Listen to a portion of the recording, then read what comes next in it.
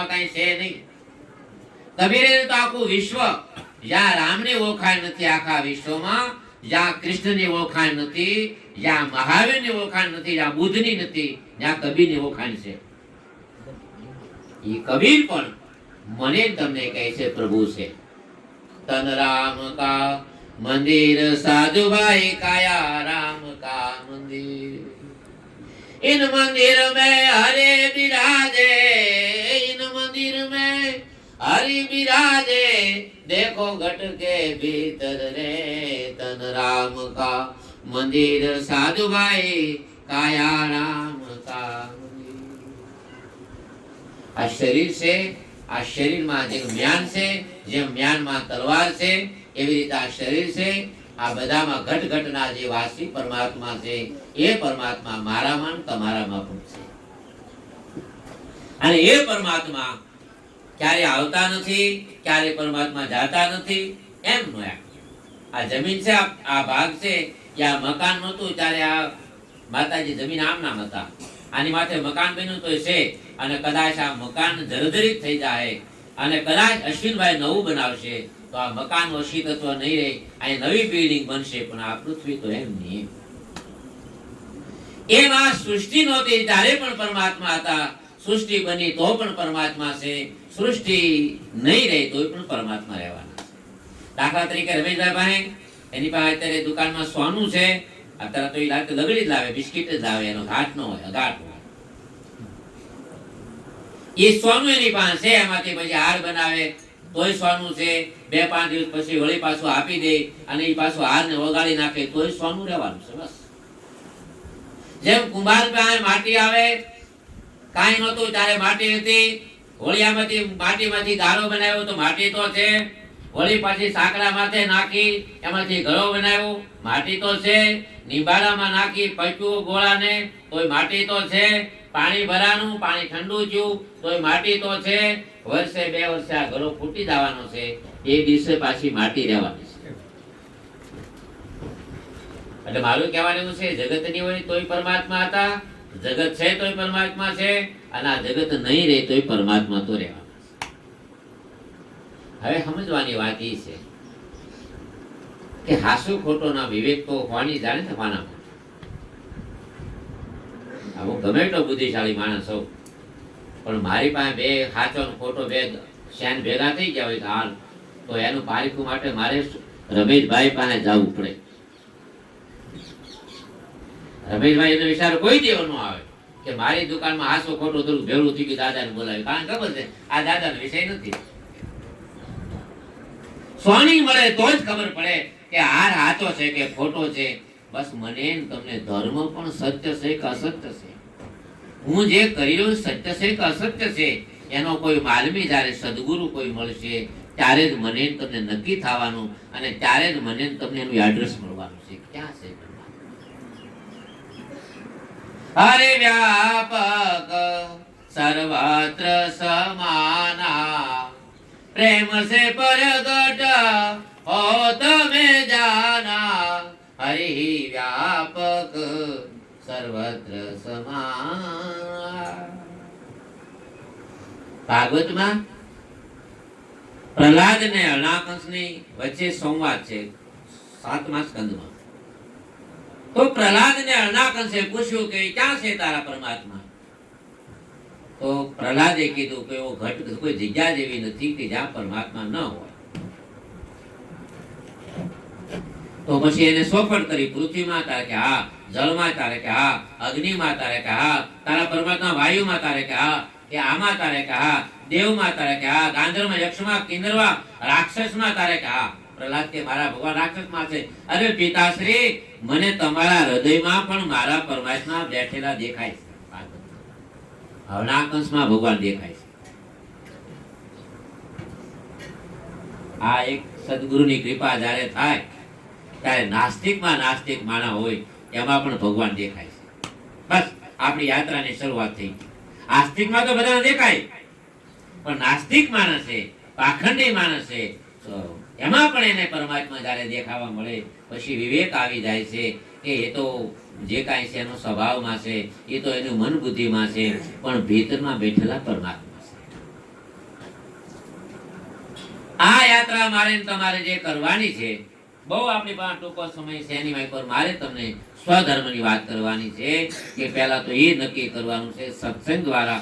પહેલું તો એ કે હું કોણ છું ને પરમાત્મા ક્યાં છે, કોણ છે?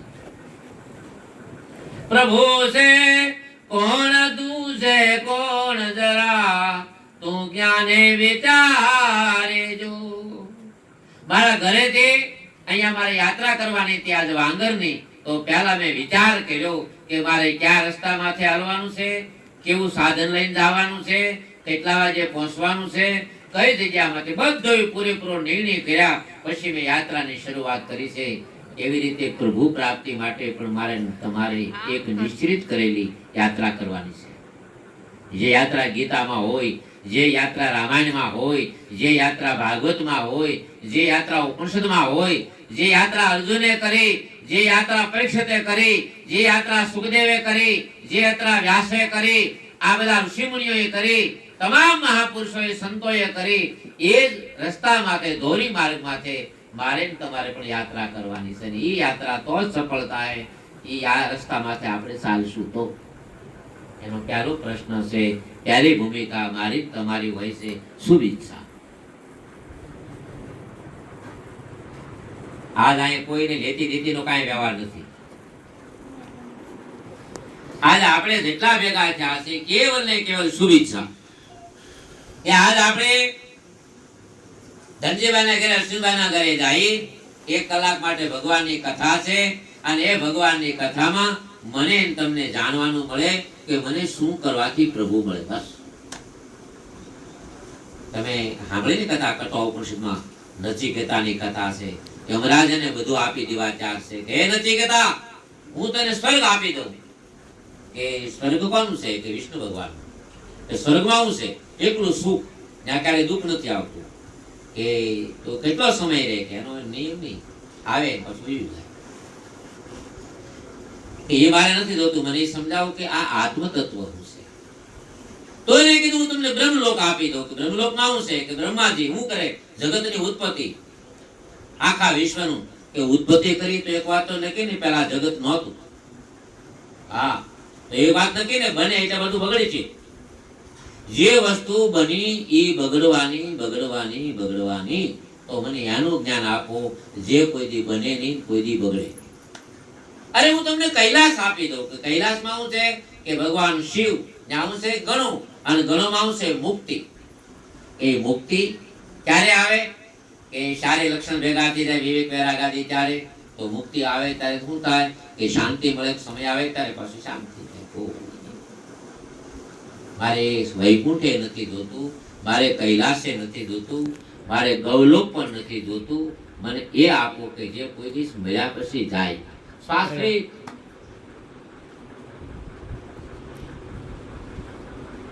તો યમરાજાએ કીધું કે એવું તો એક જ તત્વ છે, કોઈ દી આવે નહીં, કોઈ દિવસ જાય નહીં. કયું? આત્મ તત્વ. મારે તમારે જે તત્વને જાણવાનું છે. ગીતામાં 700 શ્લોકમાં ભગવાને એક જ વાત કરી, હું આત્મા છું, હું આત્મા છું, હું આત્મા છું, હું આત્મા છું. કેવું વિસ્મૃત વાત કહેવાય. આપણે પોતે પોતાને માણસ નથી જાણતો. આમાં એટલા બધા બેઠામાં આપણે પૂછી તમે કોણ છો? જવાબ નથી. કે આ કે મારા હાથ, આ પગ, આ મારા ગાલ, મારી આંખ, મારા વાળ, મારું હૃદય, મારી છાતી, મારી નાભી, હા મારા પગ, મારી, એ મારું મારું કહેનાર ઈ કોણ? એ ખબર નથી. કેવો સંભવ છે? માણસ પોતે પોતાને નથી જાણતો. તો પહેલી તો મને તમને કોઈ સમયના એવા કોઈ સદગુરુ મળે. ક્યારે મળે? કે આપણે જપ તપ તીરથ યાત્રા ફરતા ફરતા ફરતા થાકી જાય. કોઈ માણસને ભયંકર મોટું દર્દ થયું હોય, એ દર્દની શરૂઆત તો ગામના ડોક્ટરથી જ થાય. ગામના ડોક્ટર પાસે જાય કે મને ગાલમાં દુખે છે, તો એ 2-3 દિનની દવા આપે, રાહત ન થાય. પછી કે તમે મોવા જાઓ હનુમંતમાં. તો હનુમંતમાં તમે જાઓ તો એ પણ તમે 2-5 દિવસની દવા આપે, રાહત ન થાય. એટલે કે આપણે તપાસ ભાવનગર કરવી, પણ તમે જાઓ ચિઠ્ઠી કરી દે. ભાવનગર આપણે સિવિલમાં ગયા, તો એને કે તરત એ નક્કી કરે કે કેટલા સમય 6 મહિના બધું જોઈ લીધું, જાણી લીધું કે હવે આના બાયોડેટા બાકાત તો જ આપણને મળે. ક્યારે? કે આનું આપણે પૂરેપૂરું નિદાન કરાવી. ક્યાં થાય? તો અમદાવાદ સિવિલમાં. સિવિલમાં આમાંથી થોડો ભાગ લઈને મોકલાવવામાં આવે અને એનું પરીક્ષણ થાય એટલે ત્યાંથી પાકું થાય કે તમને કેન્સર છે કે નહીં. ત્યાં જેના રિપોર્ટ કોઈ થવા નથી થવાના. ભાવનગરમાં મોવામાં કોઈ જગ્યામાંથી એના રિપોર્ટ નથી થવાના. એના રિપોર્ટ સિવિલમાં થવાના છે. એમ ધર્મના સત્ય રૂપેઓ બ્રહ્મનિષ્ઠ અને બ્રહ્મશ્રોત્રી સદગુરુ સિવિલ અમદાવાદની જ્યાં સુધી મને તમને ત્યાં નહીં પહોંચી ત્યાં સુધી એના પૂરેપૂરા રિઝલ્ટ અને રિપોર્ટ આવવાના નથી. અને સિવિલ વાળાએ કીધું નથી એટલે આપણે આવવાનું પાકું, મને કેન્સર નથી. અને ક્યાંય ભાઈ એટલા ટકા પહેલા ઘરમાં છે, બીજા ઘરમાં છે, ત્રીજા ઘરમાં 3% કેન્સર થાય. એક તો પહેલું ઘર થોડી ઘણી પરેજી દવા લે તો મટી જાય, બીજા ઘરમાં ઓપરેશન કરે તો મટી જાય, પણ ત્રીજા ઘરમાં જ્યારે કેન્સર જાય ત્યારે પછી એનો કોઈ ઉપાય નથી. ખાટું માગે તો ખાટું, તીખું માગે તો તીખું, દાદા જે માગે આપે. દર્દી સમજી જાય કે હવે મને સારું થવાનું. તો આ મનુષ્યના જીવનની માયકોર મારા તમારા જીવનની માયકોર બહુ સમય કિંમતી છે. બાળપણ ખેલનમાં ખોયું જવા દીધું, નીંદ ભર સોયો. બાળપણ ખેલન મેં ખોયો, યુવાની નીંદ ભર સોયો. બુઢાપા દેખ કર રોયો, બુઢાપા દેખ કર રોયો. જીવન કી યાદ સતાતી કરો હરિ તા ભજન પ્યારે, ઉમરિયા બીત જાતી. હમણાં આ 10 દિવસ પહેલા એક કાર્યક્રમ હતો મારે ઉમણિયાવદરમાં.